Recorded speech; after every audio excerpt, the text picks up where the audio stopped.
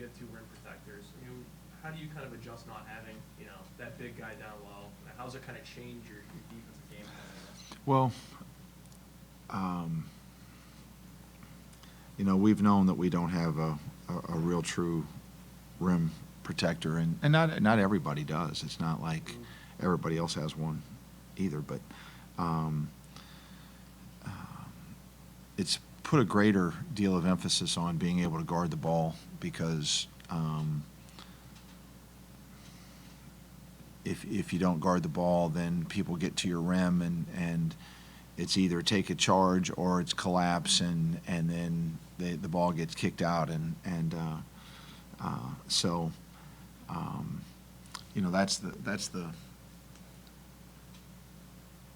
that's the part of not having rim protection is there's a greater need and greater emphasis put on being able to guard the ball.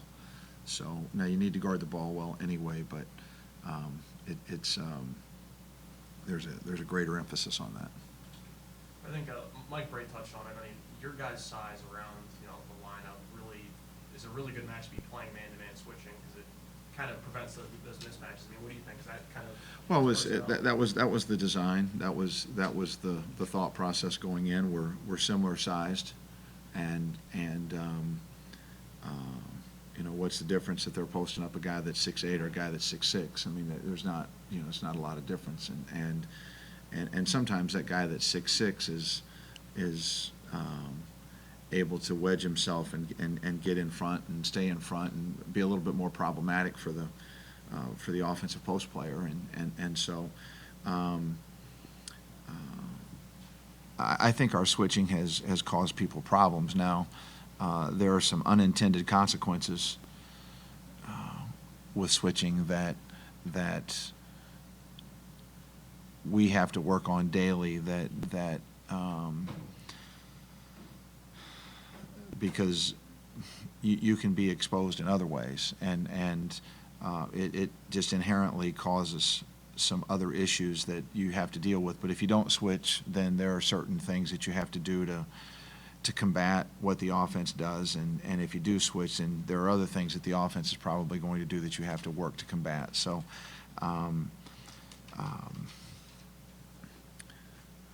I would say that the switching has given us more than it's taken away, but at times it's taken away for sure. So have you had a roster in the past that's similar to this one in terms of the makeup and the size? Not really.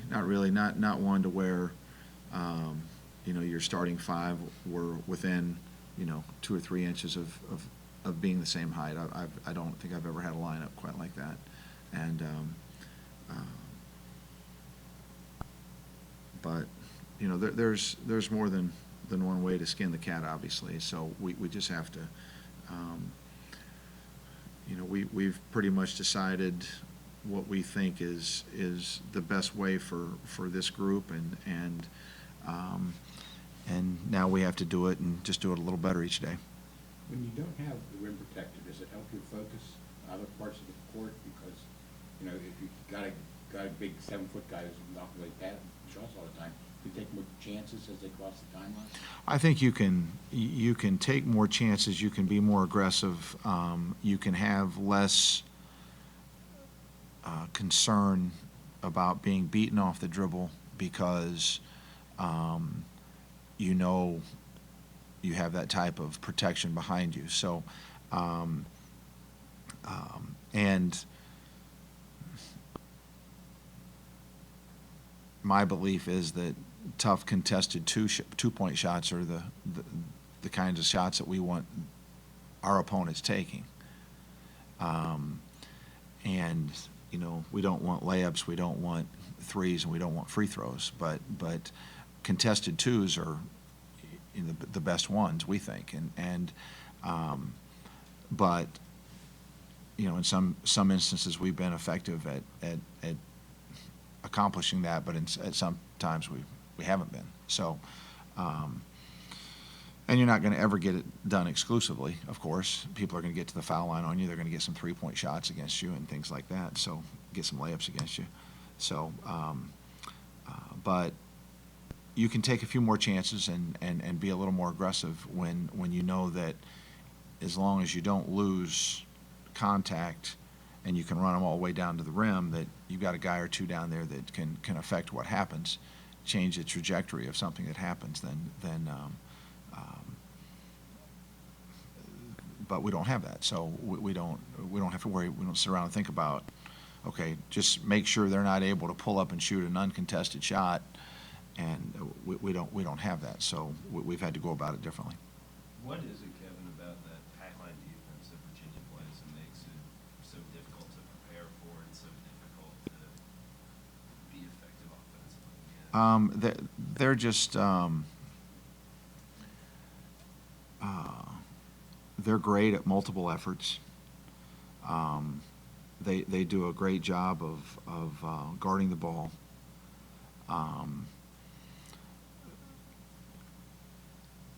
They tend to play one way with very few adjustments, and they become terrific each year, it seems, at that one way. And so,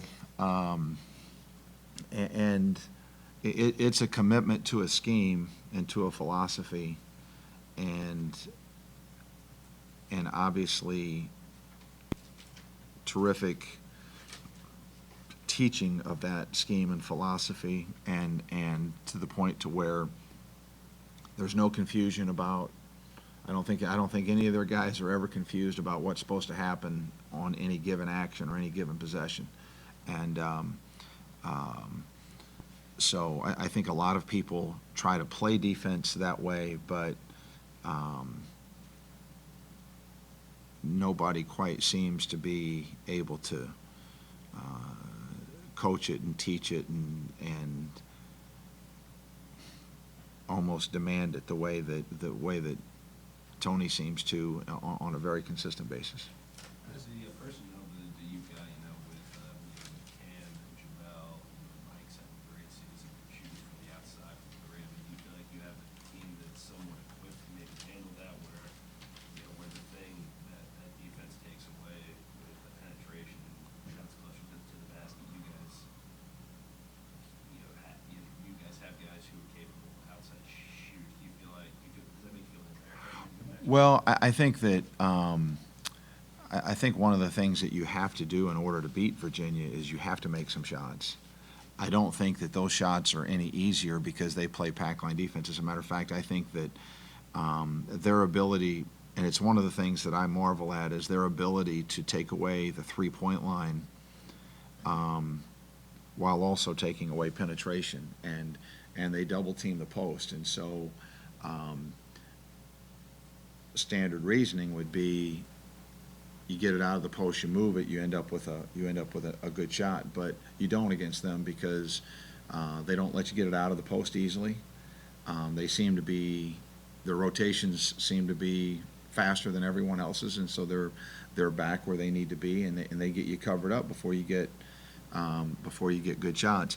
I do think that you look at the Florida State film, and Florida State was able to hit some shots, particularly Bacon there in the second half. They hit some shots,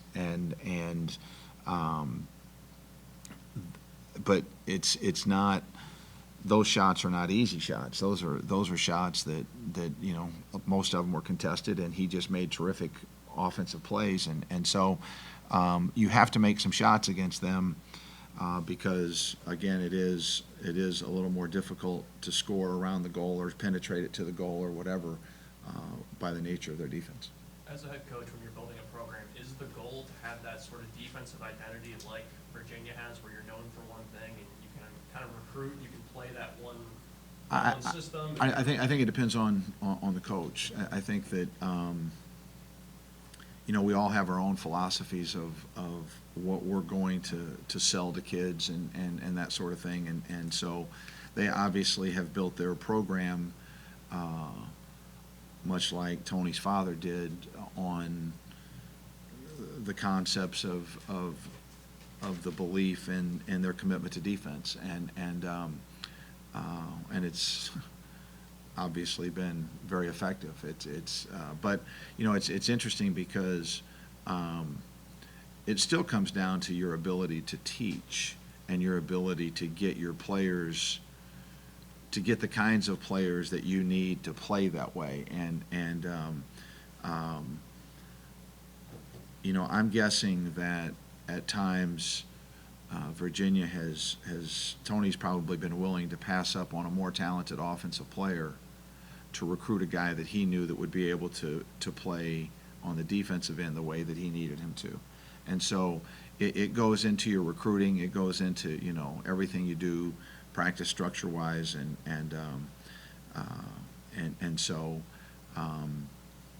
but obviously there's a total commitment in every way in that program to this is how we're going to defend and this is how we're going to play, and not only on the defensive end, this is how we're going to play on offense. It's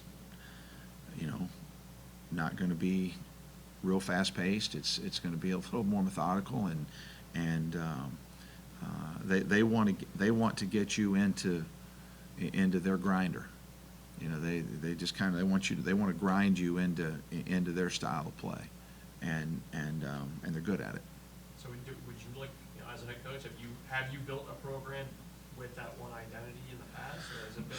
You know what? What's your philosophy, I guess? I think that my philosophy is a little different. Not that I necessarily want to go, get all philosophical today, but my philosophy is a little bit different,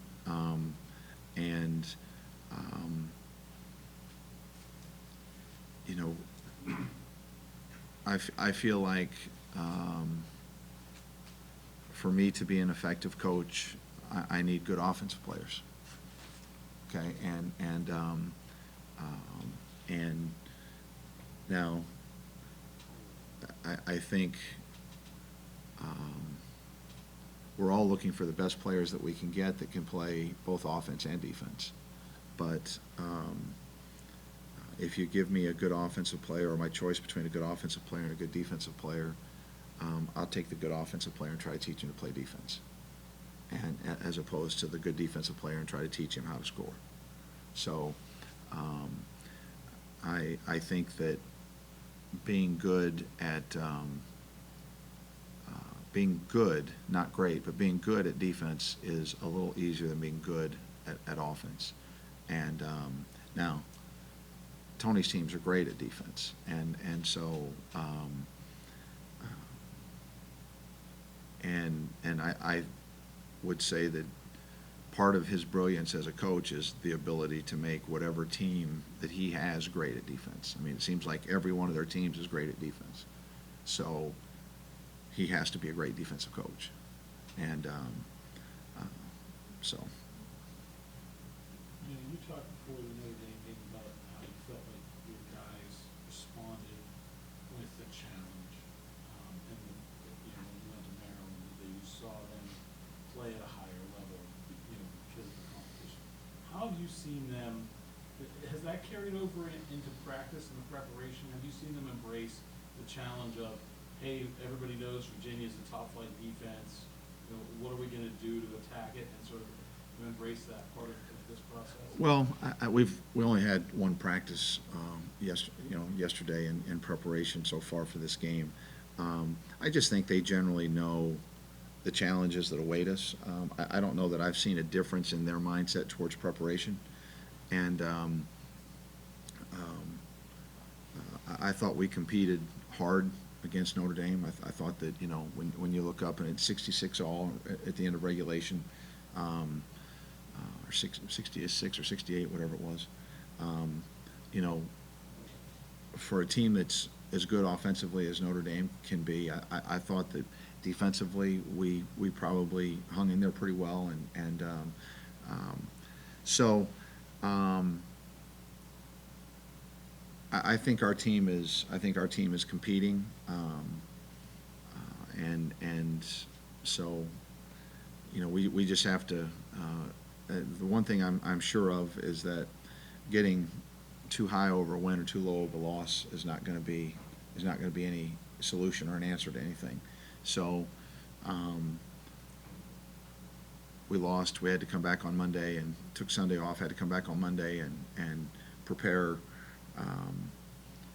well, and you know, you can only try to control the quality of your preparation and then go out and compete at the highest level that you can, and I'm sure that's what we'll do. We'll hopefully have another good day today and compete at a real high level tomorrow night.